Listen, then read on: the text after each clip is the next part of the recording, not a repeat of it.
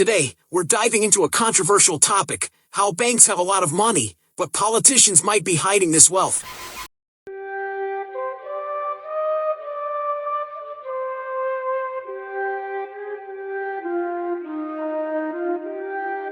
If you enjoy these deep dives, make sure to like, subscribe, and hit that notification bell so you never miss an update.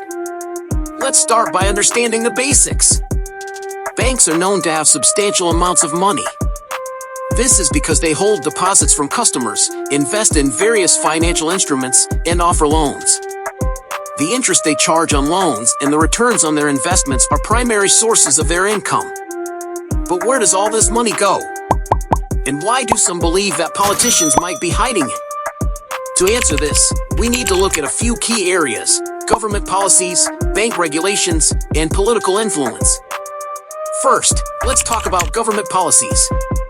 Banks operate under strict regulations set by governments to ensure stability and protect consumers. However, these regulations can sometimes be influenced by political agendas.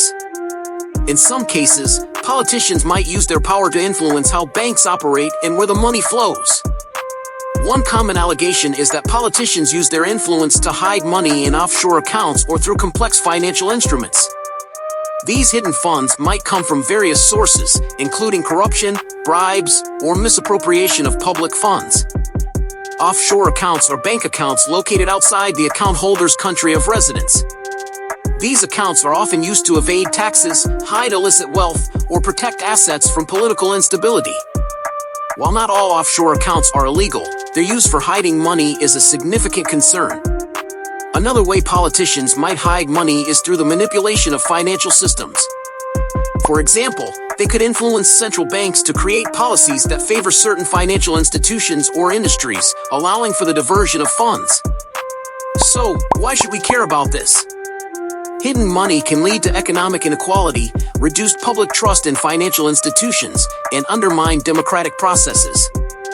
It's crucial for transparency and accountability in both banking and politics to ensure a fair and just financial system. While it's challenging to prove these allegations without concrete evidence, raising awareness and pushing for greater transparency is a step in the right direction. Citizens should demand accountability from both their financial institutions and their political leaders. If you found this video informative, please give it a thumbs up, share it with your friends, and leave a comment below with your thoughts on this issue. And don't forget to subscribe for more insightful content on finance and economics. Thanks for watching, and remember, stay informed, stay empowered.